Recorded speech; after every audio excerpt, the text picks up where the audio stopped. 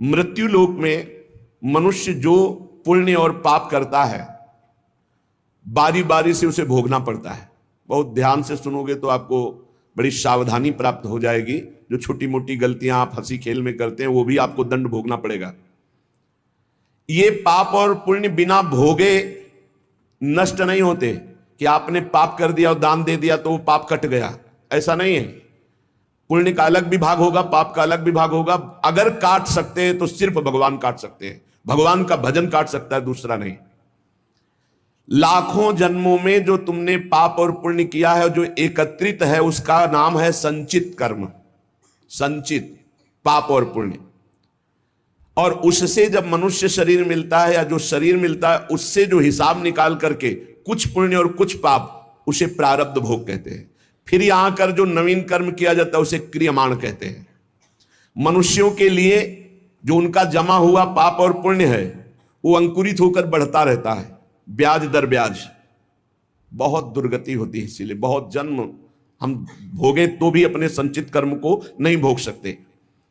जैसे बीज मिट्टी और जल की आकांक्षा करता है तभी वो उत्तम वृक्ष रूप धारण करता है, ऐसे ही पाप और पुण्य उसे प्रेरित करके पुनः पाप करवाता है, प्रेरित करके पुण्य पुनः पुण्य करवाता है। अगर पाप कर्म में रहती है तो पाप पर पाप, पाप पर पाप, और ये एकत्रित होकर वृक्ष रूप होकर समय स्थान वो निश्चित करेगा।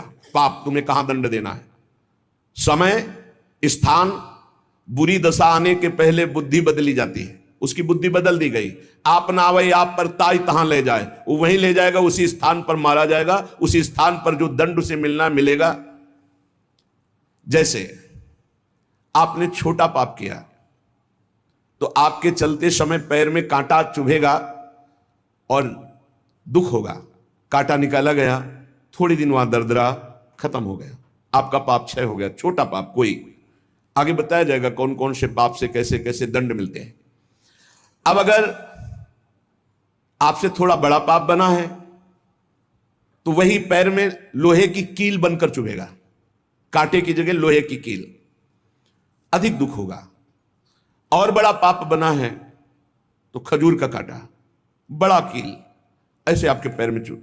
बिना पाप कर्म के कहीं भी किसी को कोई भी दुख नहीं हो सकता।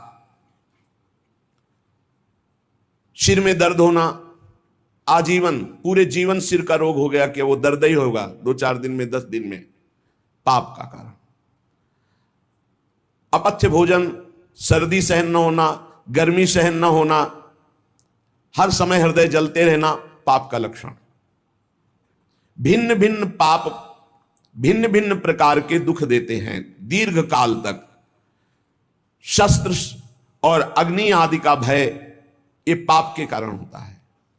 अनेक जन्मों के संचित पाप, कोई इसी जन्म के केवल नहीं है, वो केवल मंडराते रहते हैं आकाश में दंड देने के लिए, समय इंतजार करते हैं।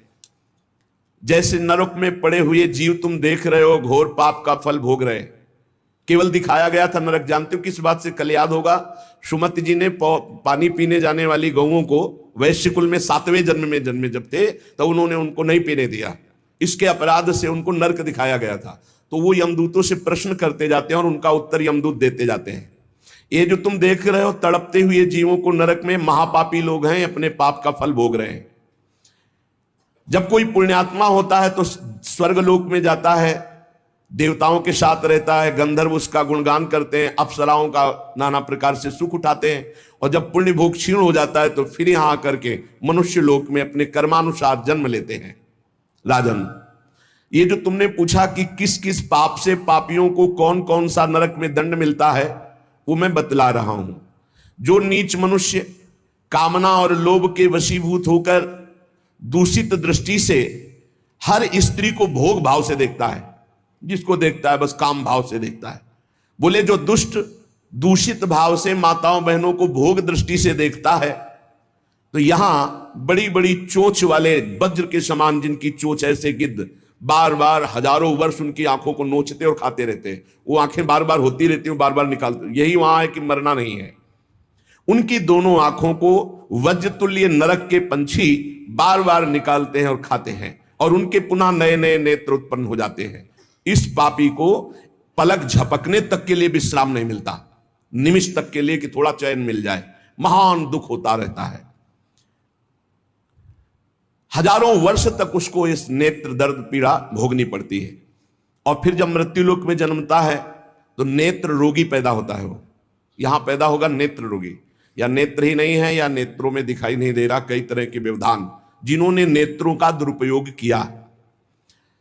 अब जिन लोगों ने, जिनको तुम देख रहे हो इनकी जबान काटी जाती, बार बार जबान नोची जाती है, ये वही लोग हैं जो शास्त्र का गलत उपदेश किए हैं, गलत अर्थ किए हैं, अपनी वासना की पूर्ति के लिए शास्त्र का गलत प्रयोग किए हैं, जो किसी को गलत सलाह दी है तो इनकी जबान बार बार छोटे छोटे हिस्से में तलवार से काटी जाती है।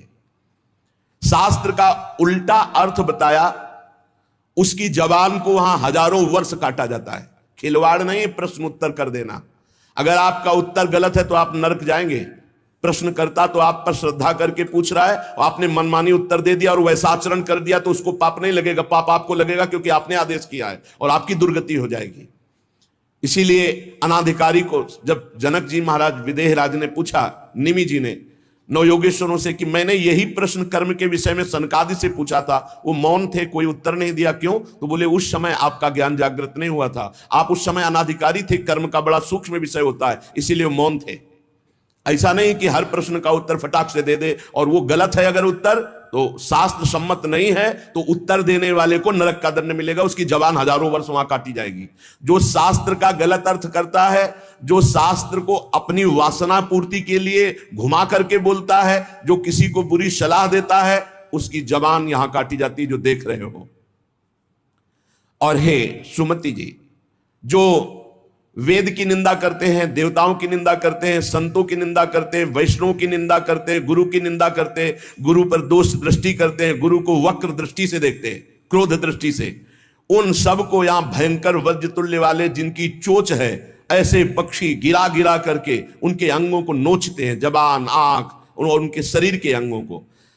जितने निमेष तक उनके द्वारा ये जिह्वा जनित पाप हुआ है, उतने हजार वर्ष तक उनको पक्षी नोचते हैं। जो नराधम बिना दोष के दो मित्रों में फूट डाल देते हैं, एक दूसरे की चुगली करके, पिता पुत्र स्वजन में भेद पैदा कर देते हैं। और जो पुरोहित, बहुत ध्यान देने योग्य बात, अनुष्ठान का संकल्प लेता लेकिन अनुष्ठान पूर्ण नहीं करता, जजमान को क्या पता। जो पुरोहित जजमान से नियत संख्या ले ली धन और अनुष्ठान पूरा नहीं किया, या जो अपनी माता और पिता का अपमान किया, जो अपनी शरणागत, अपने अर्धांग विराजमान पाणिग्रहण की हुई पत्नी का विविध प्रकार से अपमान और शोषण किया, वो यहां आरे से चीरे जाते हैं हजारों वर्ष तक। दिखाया, देखो ये बीच आरे से आराम आराम से एक एक अंग चीरे जाते हैं। उस पुरोहित को भी दंड मिलता है, उस पुत्र को दंड मिलता है जो माता पिता का अपमान, उस पति को दंड मिलता है जो पत्नी का शोषण, उस पत्नी को दंड मिलता है जो पति से छल करती है। आप खुली आंख इनकी दुर्गति देख सकते हैं। जो दूसरों को कष्ट देने का स्वभाव बना लिया है, बातचीत चेष्टा से कष्ट ही देना है, जो दूसरों की प्रसन्नता में जलते हैं, जो दूसरों की घरों में, सोए हुए घरों में आग लगा देते हैं या फसलों में आग लगा देते हैं और उनको प्राणांतक कष्ट देते हैं, उन अधम पापियों को यहां जलती हुई आग में जलाया जाता है। तुम देख लो, तपती हुई बालू डालकर उनको भूना जाता है और यहां आग में उन्हें जलाया जाता है। जो एक जगह निमंत्रण मिला, फिर दूसरी जगह निमंत्रण मिला, तो पहले निमंत्रण वाले को छोड़ करके दूसरे के यहां निमंत्रण पाकर फिर पहले वाले के यहां निमंत्रण पाने गया। ऐसा नहीं है, यह नर्क का कारण बन जाएगा।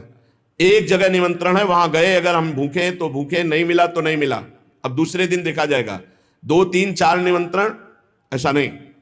जो ब्रह्मर्षि किसी देव कार्य के लिए, पितृ कार्य के लिए यजमान के द्वारा निमंत्रित किया गया और वो दूसरी जगह भोजन कर लिया, दूसरे निमंत्रण को स्वीकार करके फिर उसके यहां भोजन करने गया, तो उसको यहां नरक में 2 टुकड़े करने वाला दंड मिलता, बार बार उसके 2 टुकड़े। ये बार बार बहुत जगह भंडारा, बहुत जगह निमंत्रण, ये ऐसा नहीं है, सिद्धांत है। तुम भूखे हो तो एक जगह चले जाओ और अपना पेट भरो, भजन करो। ये नहीं कि 5 जगह चले गए तो खूब दक्षिणा 5 जगह की मिली तो सुन लो। ये तस्मा शास्त्रम प्रमाणम, ये शास्त्र है, मनमानी नहीं। पहले ऐसा कभी ब्रह्म ऋषि जन नहीं करते थे। 5 घरों में भिक्षा मांग लो या निमंत्रण है तो एक जगह जाके पेट भर लो जो रूखा सूखा मिले। ये 14 जगह भंडारा, 14 जगह निमंत्रण, तो उसकी व्यवस्था है। ये नरकगामी बना देगा, बुद्धि भ्रष्ट हो जाएगी। जो सदैव कड़वी बातें बोलकर लोगों के दिल पर चोट पहुंचाते रहते हैं। कुछ लोगों का ऐसा स्वभाव होता है, जब बोलेंगे तो हृदय की पीड़ा प्रकट हो ही जाए, ऐसा उनका है।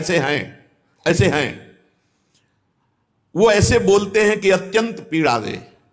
ऐसा करने वालों को यहां के पक्षी टूट पड़ते नरक में लाते हैं, नोच नोच करके उनको खाते हैं। जो यहां किसी की चुगली करता है उसकी जिह्वा तेज छुरे से बार बार ऐसे ऐसे चीरी जाती है, फिर पूरी हो जाती है, फिर चीरी जाती है।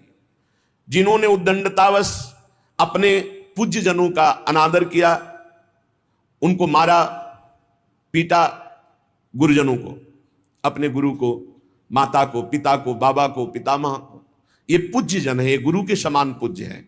जो अपने गुरुजनों को, पूज्य जनों को अनादर करता है, दंड देता है, मारता है, पीटता है, वो देखो ये कुंड बने हैं विष्ठा के, पीब के और मूत्र के। मूत्र का कुंड, विष्ठा का और पीब का। नीचे करके मुख उन्हीं कुंडों में डाल दिया जाता है, ऊपर से पैक कर दिया जाता है। हजारों वर्ष वही खाओ वही सड़ो, कितना भयानक कष्ट है। नीचे के मुख करके उसमें डाल दिया जाता है।